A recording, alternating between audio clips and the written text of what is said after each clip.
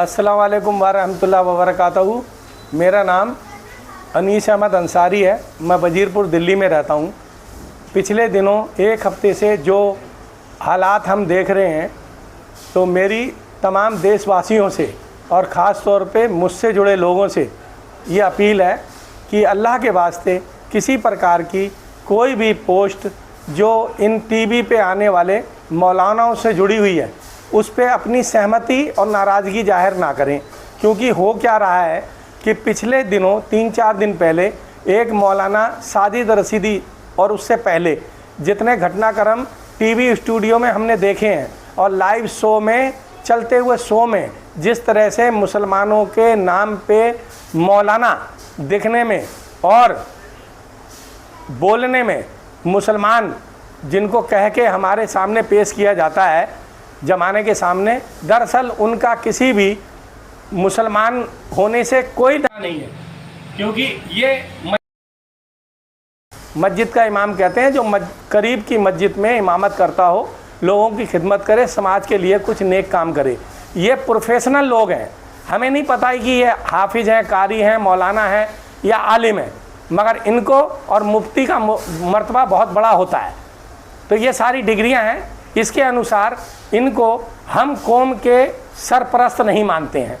इसका कारण है क्योंकि जो ये जाते हैं शो में 1000 से लेके 2000, 5000 या 15000 में, 20000 में, और सुनने में ये आता है कि अगर इन्हें लालच नहीं होता तो ये पिटने के बाद टीवी पे क्यों जाते। जबकि हम एक मुसलमान होने के नाते उसके बाद भी ना हम जाते हैं। देवबंदी बरेलवी की मस्जिद में नहीं जाता, बरेलवी मस्जिद में देवबंदी नहीं जाता है, और इन दोनों में अहले हदीस नहीं जाता है। और इन दोनों में बरेलवी देवबंदी में अगर अहले हदीस चला जाए तब भी कोई किसी की बात नहीं मानता। तो ये तो हमारे में सुन्नी मुसलमानों में 3 फ़िरके हैं। तो ये चौथा फ़िरका जो है ये हम पे कहाँ से थोपा जा रहा है भाई, टीवी वाले मौलाना। और दूसरी बात, क्या इनको लालच नहीं है? एक बात बताइए, आदमी भाषा शैली, बॉडी लैंग्वेज से और उसके पहनावे से और डील डॉल से, शारीरिक रूपरेखा से ये अंदाज़ा लगा लेता है कि इस आदमी की हाइट इतनी है।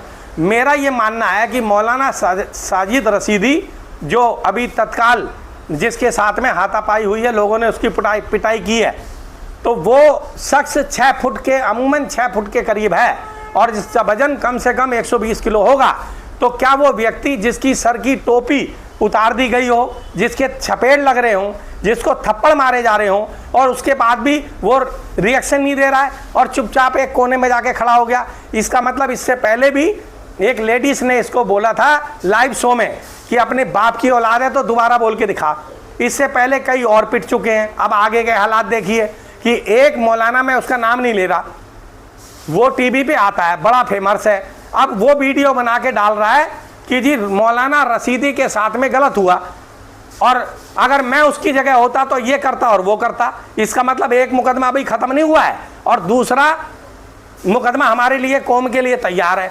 तो मेरा ये कहना है कि ये लालची लोग हैं, ये मौका परस्त लोग हैं। इनकी वेशभूषा, इनकी पहनावे पे मत जाइए। कोई नहीं दिखाता है टीवी पे जाके कि मैं हाफिज हूँ, कारी हूँ, मौलाना हूँ या आलिम हूँ या मुफ्ती हूँ या किसी दरगाह पे बैठने वाला पीर हूँ, जिंदा पीर, या मैं फलाने गद्दी का गद्दी नसी हूँ।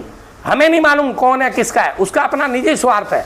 या तो वो राजनीति से प्रेरित है तो वो कहीं की राज्यसभा, लोकसभा या MLC बनने को तैयार है, या फिर वो व्यक्ति पैसे के लालच में पिटने के बावजूद आगे का दरवाज़ा खुला रहे। एक बात बताओ, अगर तेरे मुंह से गलत निकल गई थी और तू टीवी पे जाता है, वो तेरी रोजी रोटी है, किसी मस्जिद में इमामत तो कर नहीं रहा, कौम की सरपरस्ती का तुझसे कोई लेना देना है नहीं, तू तो टीवी वाला मौलाना है। तो आप ये अंदाज़ा लगाइए कि ये अपने कहे हुए शब्दों पे अंकुश लगा सकता था, इस बात को आगे नहीं बढ़ा सकता था। और मैं उसके कहे हुए शब्दों का समर्थन नहीं कर रहा, मगर माफ़ी मांग लेता। जिस टीवी से इसकी रोजी रोटी चल रही है उसी पे आके माफ़ी मांग लेता कि जी मेरे मुंह से गलत निकल गया। अब इसमें और इकरा हसन वाले मामले में क्या अंतर रहा? और इसको किसी जाति से ना जोड़ें, किसी फ़िरके से ना जोड़ें। दरअसल ना ये देवबंदी हैं, ना बरेलवी हैं, ना ये अहले हदीस हैं, ये हैं टीवी वाले मौलाना। इनकी रोजी रोटी वहीं से चल रही है, क्योंकि जैसा खाओगे अन्न और वैसा बनेगा मन। और जो भैया जब खिलाएगा तुम्हें अन्न तो दे दनादन दे दनादन दे दनादन दिन, पिटोगे भी तुम ही। वहां पे कौम का आदमी नहीं पिटेगा, मगर तुम्हारी हरकतों के कारण देश का माहौल बिगड़ रहा है और तुम्हारी हरकतों के कारण हमको, आम मुसलमान को राह चलते हुए आदमी घृणा की नजर से देखेगा, क्योंकि एक पिट चुका है, एक पिटने को तैयार है। मतलब एक अभी पिटा है जाके वहां और एक पिटन को तैयार है। तो कोई ताबीज बना के बेच रहा है यूट्यूब पे, कोई कुछ कर रहा है, कोई दीन की बातें बता रहा है, कोई मुसलमानों के वेशभूषा में आके टोपी लगा के दाढ़ी रख के मेरी जैसी उम्र का आदमी, और वो ताकत की दवाइयां बेच रहा है। तो इससे तो हमारा नाम खराब हो रहा है। और बाकी रही सही कसर ये टीवी वाले मौलाना कौम को बरगलाने का काम कर रहे हैं कि इसकी हिमायत में बिहार का अगर कोई है मौलाना टीवी वाला तो बिहारी उसके समर्थन में खड़े हो जाएंगे, कोई यूपी का है तो यूपी वाले खड़े हो जाएंगे, और कोई अगर किसी और स्टेट का है तो वो उसके हक में खड़े हो जाएंगे। हम ऐसा नहीं बिल्कुल होने देंगे। ये ना किसी मदरसे से, और मेरी और एक गुजारिश है कि जब देवबंद के मदरसे से फतवा जाहिर होता है, हराम क्या है हलाल क्या है, ये मामला कैसा है वो मामला कैसा है, बरेली वाले कहते हैं वहाँ से मदरसे से, और वहाँ के गद्दी नसीं कहते हैं कि ये वाला मामला ऐसे है, ये ऐसे है, हम उसकी नहीं मानते, इसकी नहीं मानते। इन दोनों के अहले हदीस मरकज के लोग कहते हैं कि हम दोनों की नहीं मानते। तो यार कौम जो है वो मूर्ख है, हम बदअकल हैं। आज के टाइम में भी पढ़े लिखे होने के बाद भी जो मोबाइल उसके पास है वो मोबाइल मेरे पास है, जितनी तालीम उसके पास है उतनी तालीम मेरे पास है, जो उम्र उसकी है। मेरी गुजारिश है, और ख़ास तौर पे आप इनको मुसलमान समझ के ना बिल्कुल पुकारें। ये दरअसल इनका प्रोफेशन है। भाई सलमान खान एक्टिंग करता है, उसकी फिल्मों से करोड़ों रुपए आय होती है। यही मौलाना हैं, यही वो उसी मदरसे से पढ़े हुए लोग हैं जो कहते थे कि रेडियो की आवाज़ शैतान की आवाज़ है, टीवी देखना हराम है, और क्या नाम से प्रिंटिंग प्रेस जो है वो छपाई जो है वो हराम है। यार कमाल वाली बात है। एक तरफ सरकार मुस्तकबिल को संवार रही है 5 साल के से लेके और 15 साल के बच्चे तक कि जी हमारी ये नीयत है कि एक हाथ में कुरान हो, एक हाथ में कंप्यूटर हो, और ये कौन से बन के तैयार हो रहे हैं भाई? इसका मतलब इनके मन में पाप है, ये कौम को गुमराह कर रहे हैं, और ये हम होने नहीं देंगे। मेरे जैसे लोग जो सोशल एक्टिविस्ट समझते हैं और समाज की जिसे चिंता है, तो घर बैठे सिर्फ मोबाइल पे अपने विचार विमर्श मत करो, और ना ही इस तरह की बातें सोचो कि कोई आएगा और हमारी रहनुमाई करेगा। अरे यार हम तो बदगुमानी में चले गए इनके कर्मों के कारण। इनके नापाक मंसूबे आने वाले कल में जवान पीढ़ी को कैंसर का रूप और बीमारी ना दे दे, अल्लाह ना करे कोई बच्चा इनके लपेटे में आ जाए, इनकी पोस्ट पर शेयर कर दे, इसका समर्थन कर दे, जिससे उसकी ज़िंदगी खराब हो जाए। तो अल्लाह के वास्ते तमाम देश के वासी जितने भी मेरी वीडियो देख रहे हैं, मेरा नाम अनीस अहमद अंसारी है, वजीरपुर में मैं रहता हूँ, मदीना मस्जिद का एक जिम्मेवार हूँ। और दूसरी बात, मेरा जन्म बरेली का है। मैं बरेली के मौलाना का समर्थन नहीं कर रहा जो शहाबुद्दीन रिजवी नाम से आता बरेलवी करके, ना मैं किसी देवबंद के इमाम की हिमायत कर रहा हूँ, ना मैं मुखालिफ कर रहा हूँ, विरोध कर रहा हूँ किसी अहले हदीस का।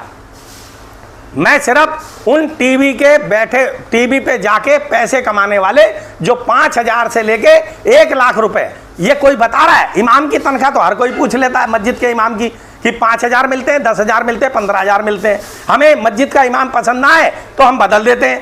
तो ये तो हम पे थोपा जा रहा है। ये तो एक बहुत बड़े साजिश के तहत हमारे साथ ये खेल खेला जा रहा है। हम इसको कामयाब नहीं होने देंगे। अगर कोई आदमी मेरी बात से सहमत हो तो मेरा मोबाइल नंबर है 84 680 23456 8468023456।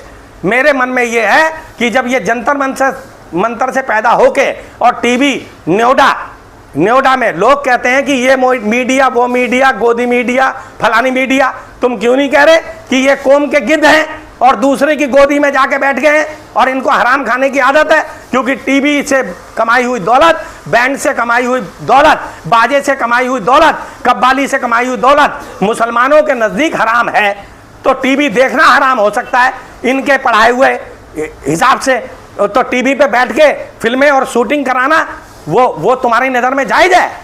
मतलब सलमान खान, शाहरुख खान, आमिर खान वो फिल्म बनाए, लोगों के पैसे को लूटें, कौम के नौजवानों को बरगलाएं, तो वो हराम है। और ये जो कर्म कर रहे हैं, तो ये भी तो टीवी पे आ रहे हैं, ये भी तो शूटिंग करवा रहे हैं, ये भी तो स्टूडियो में जाते हैं शो शुरू होने से पहले। तो अल्लाह के बंदो इनकी बातों में ना आए, अल्लाह के वास्ते कोई भी इनका समर्थन ना करे। जिसको विरोध करना है 15 दिन के अंदर परमिशन मिल जाती है जंतर मंतर की। आओ मेरा सहयोगी बनो और इनके खिलाफ मिलजुल के आवाज उठाएं कि टीवी पे जाने वाले मौलाना का हम विरोध करते हैं और हम इनको टीवी पे नहीं आने देंगे। ये काम जो एक आम आदमी, मतलब कम पढ़ा लिखा इंसान, दीनी मालूमात नहीं है मुझे, मगर मेरा तजुर्बा बोल रहा है, ये काम तो देवबंद वाले भी कर सकते हैं कि हमारे मदरसे से, हमारे यहाँ से तालीम लिया हुआ व्यक्ति कोई भी टीवी पे नहीं जाएगा आज के बाद।